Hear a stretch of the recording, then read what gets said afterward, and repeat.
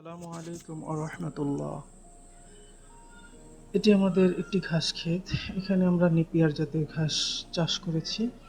এটি বর্তমানে উন্নত জাতের এবং দ্রুত বর্ধনশীল একটি ঘাস, যা গরু এবং ছাগল, গাড়ল, মেষ, মহিষ, ভেড়া, যেটাই বলি না কেন, এরা খেতে খুব পছন্দ করে।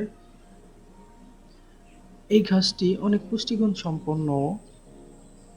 খড়ের পাশাপাশি ঘাস গরু ছাগল পালনের জন্য খুবই গুরুত্বপূর্ণ।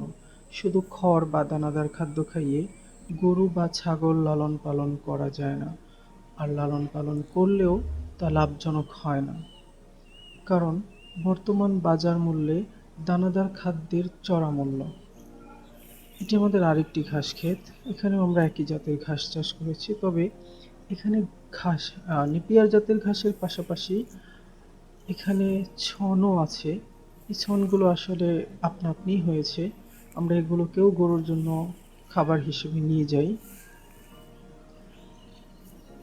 গরু পালন বা ছাগল পালন করার জন্য শুধু দানাদার খাদ্যের উপর নির্ভর করলে চলবে না।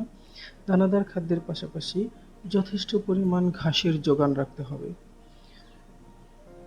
যত বেশি ঘাসের যোগান থাকবে, তত বেশি গরু ছাগল পালনে খরচ কমানো সম্ভব হবে।